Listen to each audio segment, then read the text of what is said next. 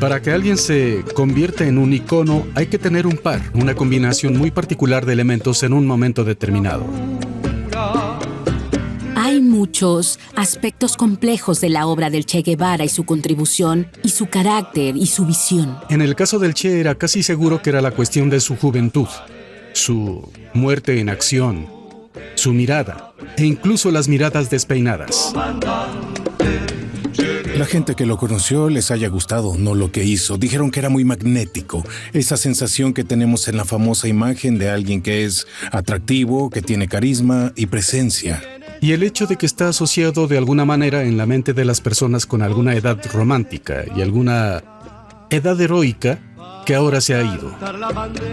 La gente ama a los héroes trágicos que mueren jóvenes. Es el síndrome clásico.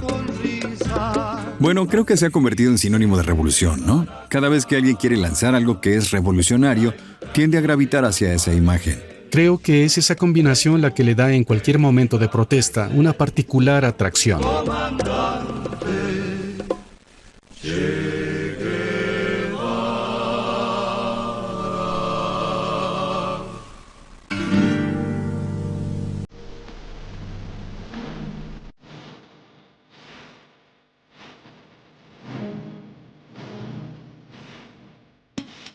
El Che Guevara provenía de la ciudad de Rosario, en el centro de Argentina. El icono de hoy es Lionel Messi. Pero incluso la superestrella de fútbol no puede igualar el alcance global de su predecesor, nacido en 1928. El Che Guevara era un argentino que, dado el hecho de que estuvo tan conectado con Cuba, resultó sorprendente. Che es el tipo de apodo para un joven de clase media, por lo que su nombre no era Che Guevara, era Ernesto Guevara de la Serna, para nombrarlo completo. Él era irlandés. Venía de una cuna con sábanas de seda. Su padre era Guevara Lynch, de origen irlandés, y jugaba al rugby. Era un chico muy acomodado. Provenía de un entorno de clase media, bastante acomodada, y tenía una educación típica argentina, de clase media alta. No era políticamente activo en Argentina, aunque sus padres provenían de una familia políticamente activa. Su padre fue partidario de los republicanos durante la Guerra Civil Española, y el Che creció con un sentido de solidaridad internacional. Hay que recordar que al principio no era un luchador, era un médico que iba en moto con otro hombre y recorría América Latina. Y los famosos diarios de motocicletas.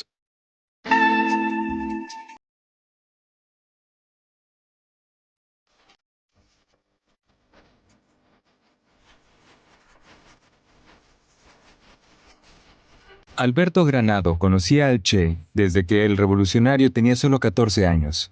Cuando los dos tenían 20 años, decidieron hacer una travesía por América Latina, un viaje que cambiaría sus vidas dramáticamente. Típico estudiante, interesado en divertirse, beber, pasar un buen rato, conocer chicas y todo eso. Y también estudió medicina. Hizo un viaje que lo cambió.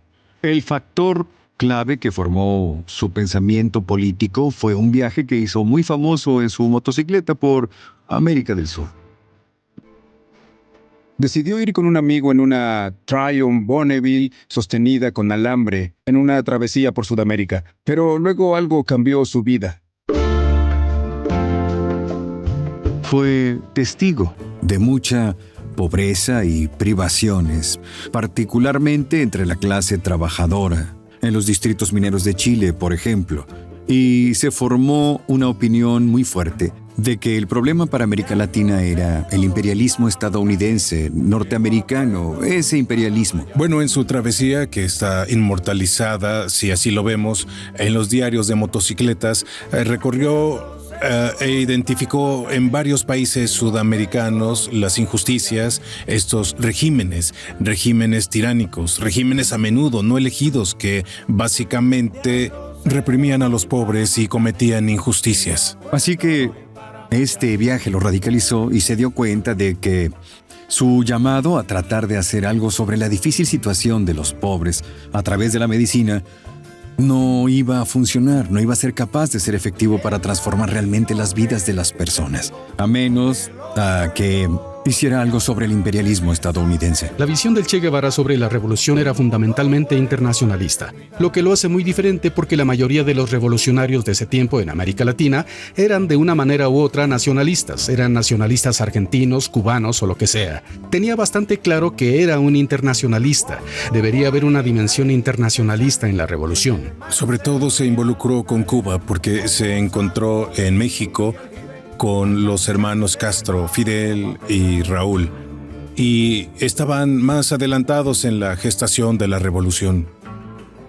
Se reunió con revolucionarios cubanos que luchaban contra la dictadura de Batista en Cuba, que tomó el poder en 1952. Y el Che, después de tener una larga conversación con Fidel Castro, el líder de ese grupo se unió a su movimiento. Inicialmente se unió al grupo como médico y muy rápido se hizo el primer comandante después de Fidel Castro.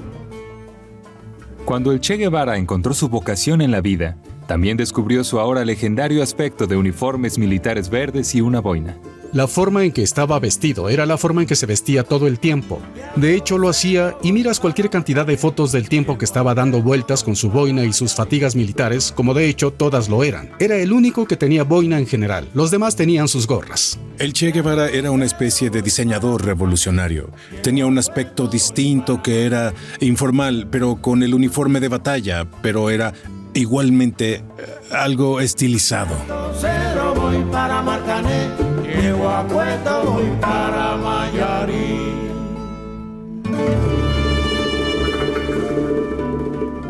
El hombre fuerte de Cuba, que apareció con su familia en una recepción de prensa, parecía no preocuparse por la creciente ofensiva de Castro y Batista, y el ejército y la policía y los sindicatos de Cuba, que retuvieron el apoyo de la convocatoria de huelga general de Castro.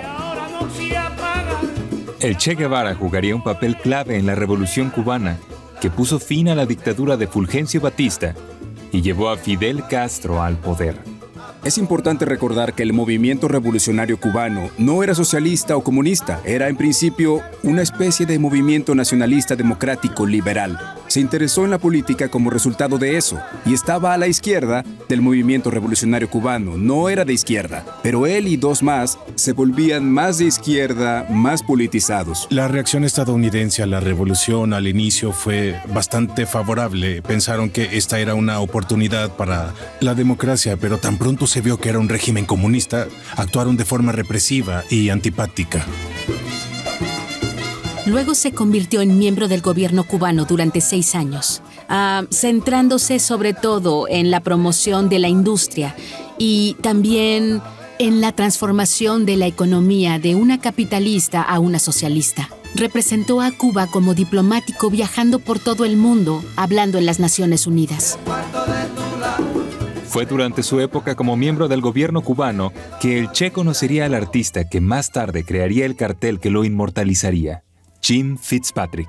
Entró en un bar en Kilkee, en el condado de Clare. Ahora mi madre es del condado de Clare, así que tenía muchos parientes en esa área, pero una de las personas menos esperadas que jamás verían entrar en un bar era un revolucionario como el Che Guevara, que se sorprendió tanto que lo reconociera.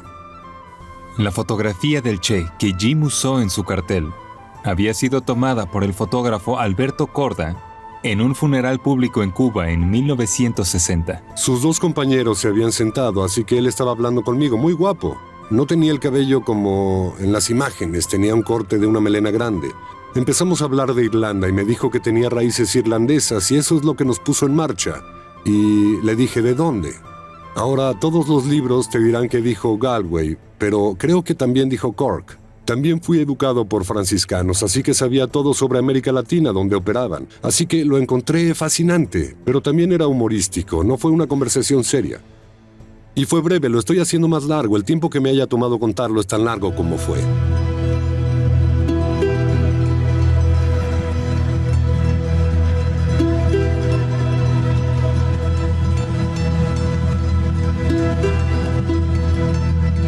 El tiempo del Che Guevara en Cuba solo duró unos pocos años. Se decidió a encender más revoluciones en todo el mundo e hizo muchos enemigos en el proceso. Le prometió a Fidel Castro que una vez que la revolución estuviera establecida y fuera exitosa y segura, pasaría a otro contexto revolucionario en otro lugar, y eso es precisamente lo que hizo en 1965. Luego fue al Congo. Estaba muy desilusionado con el nivel de apoyo soviético en el Congo. El Congo fue un desastre en lo que respecta al Che y a los cubanos. Fueron cortados, expulsados, perdieron esa guerra. Más tarde, habiendo regresado de Cuba en secreto, fue a Bolivia para iniciar una campaña de guerrillas, y ahí fue donde terminó su vida después de ser rastreado y ejecutado por el ejército boliviano, que estaba siendo entrenado y apoyado por los Estados Unidos y la CIA. Se rumoraba que el líder cubano Che Guevara, aquí visto con el primer ministro Fidel Castro, dirigía a la guerrilla. La forma de su asesinato fue brutal. Un tipo llamado Félix Rodríguez envió a un hombre llamado Mario Terán para matarlo. Y le dijeron que no le disparara a la cabeza, ¿cierto? Para que el Che no muriera al instante, creo que incluso el médico finalmente se vio obligado a ponerle una bala. Le dispararon en el cuello y se ahogó en su propia sangre. Era un prisionero de guerra. En lo que a mí respecta, tenemos la Convención de Ginebra. Y los estadounidenses y los bolivianos simplemente lo ignoraron, solo para deshacerse de él. Y luego intentaron desaparecerlo. Y entonces pensé, ya sabes, en mi arrogancia de artista joven, me aseguraré de que eso no suceda. El legado del Che Guevara comenzó a formarse tan pronto como se publicaron las imágenes que confirmaron su muerte, pero nadie podría haber predicho que al final se convertiría en un icono.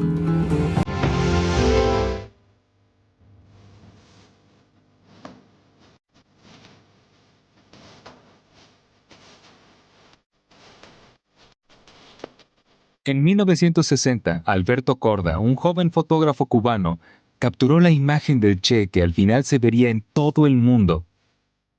Pero solo tras la muerte del Che fue que la mayoría de la gente tuvo la oportunidad de verla.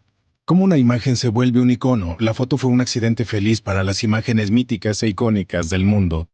Es una fotografía que está muy arraigada en la historia revolucionaria porque fue tomada en el funeral de varios trabajadores que murieron en una explosión. El régimen cubano de Castro estuvo en el poder un año o más y necesitaba armamento, pues pensaba que los estadounidenses organizarían un contragolpe. Y un barco de armamento llegó al puerto de La Habana y al descargarlo hubo una gran explosión. Y luego hubo otra, y los trabajadores de Castro murieron y se culpó a los Estados Unidos.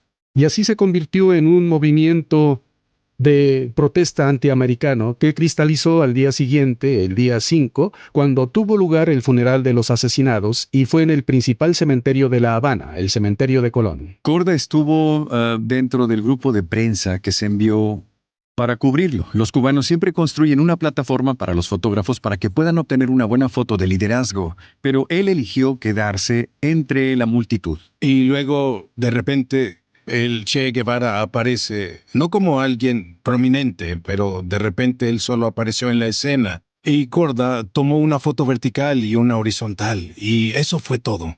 Envió la fotografía junto con muchas otras que había tomado ese día al periódico Revolución, pero no la usaron. Y estaba bastante desconcertado por eso. La fotografía permaneció sin usar, aparte de adornar la pared, una de las paredes de la casa de Korda, entre 1961 y 67. Fue un editor italiano llamado Gian Giacomo Feltrinelli quien primero sacó la fotografía de Cuba. Feltrinelli era un activista de izquierda que quería llamar la atención mundial sobre la grave situación de Guevara en Bolivia. Alberto Korda le proporcionó su foto del Che, que fue llamada guerrillero heroico o luchador heroico de guerrilla. Korda había recortado la fotografía para crear la ahora legendaria imagen. Y luego, lo siguiente que sucede es que Guevara muere, es asesinado. Y al revelar su muerte a la nación, Castro organizó una reunión en la Plaza de la Revolución donde asistieron más de 1 millón de cubanos y usaron la fotografía y la trazaron en un costado del edificio del Ministerio del Interior en la Plaza de la Revolución, donde si vas hoy, ves que hay una versión de hierro de la imagen que permanece allí.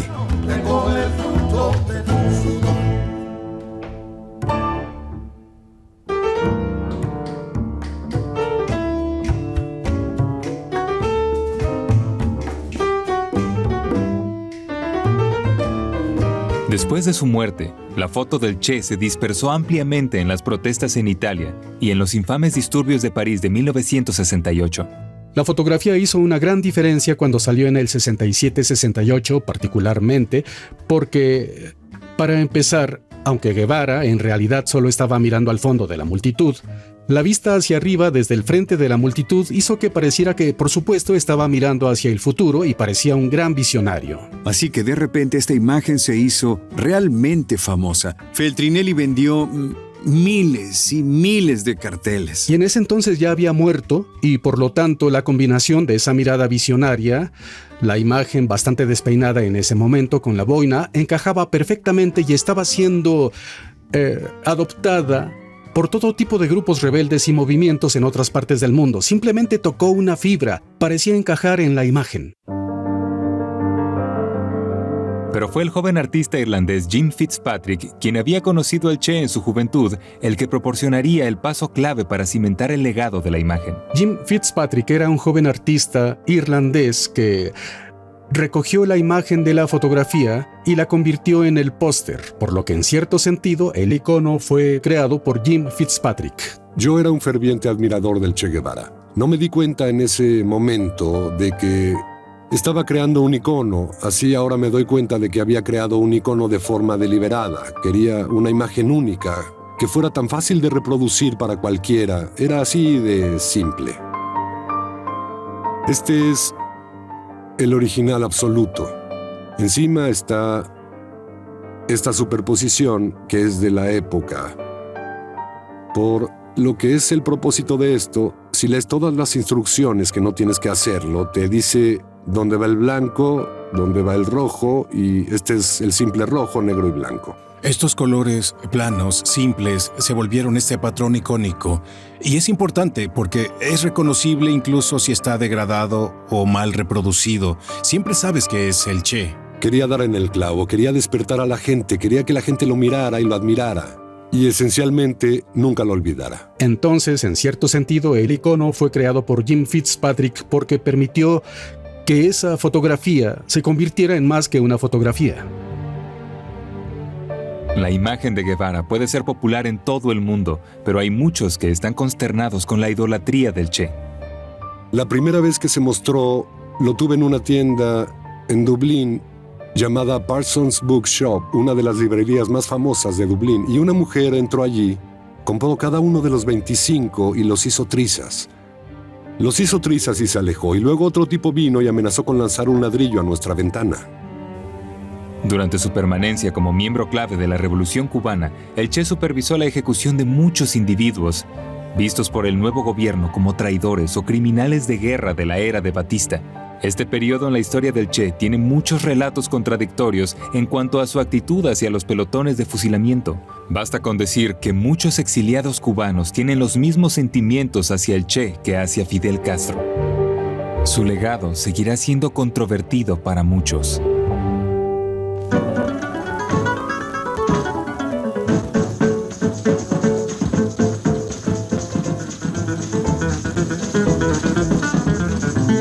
La imagen del Che es un fenómeno mundial, visto en todas partes desde los barrios marginales más pobres hasta las ciudades más ricas.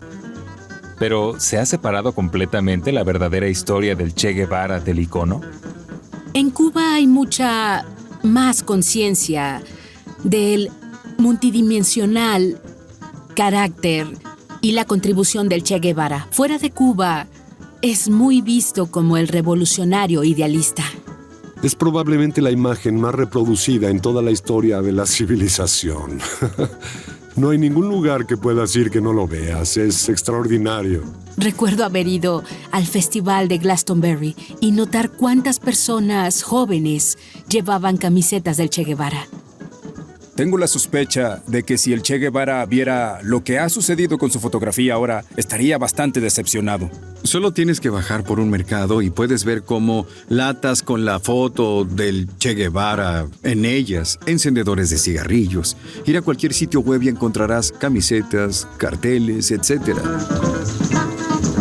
La imagen se ha separado del contenido y eso sucede con otras imágenes icónicas, como la Mona Lisa, la pintura de Leonardo. Ya no es un retrato de una dama burguesa florentina y, en cierto modo, la imagen del Che Guevara se volvió una imagen con vida propia, un icono. Y se asocia con este joven rebelde, con el idealismo. Es un poco como James Dean.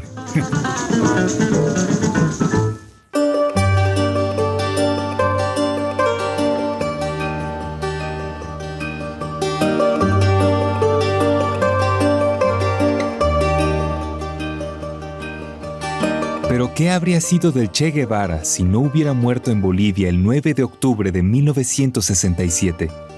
¿Sus hazañas serían vistas de manera muy diferente hoy? No creo que la revolución cubana hubiera cambiado necesariamente más allá de lo que fue, porque nunca se debió a una persona o 2 o 3 personas. Supongamos que él hubiera logrado aguantar y crear algo en Bolivia, suponiendo que hubiera habido una revolución en Bolivia. Entonces toda la historia mundial podría haber sido diferente. Tal vez habría regresado a Cuba y creo que se habría desilusionado cada vez más por el curso de la política. Los revolucionarios se vuelven figuras del establishment con el tiempo. Tal vez se habría convertido en una figura del establishment, pero no lo sabremos. La mayoría de los cubanos saben quién fue, qué hizo. Fue un líder revolucionario, fue un activista que murió al servicio de la revolución cubana. Y creo que eso es más valioso y más interesante que con lo que se asocia la imagen. Casi todos los gobiernos latinoamericanos de hoy son elegidos democráticamente. Hace 20 años nadie hubiera pensado que eso era posible. Morales en Bolivia ha dedicado toda su campaña al Che Guevara. Utilizó mi imagen como cartel electoral. Todos los regímenes progresistas en América Latina han citado al Che como su inspiración, por lo que ha dejado un gran legado.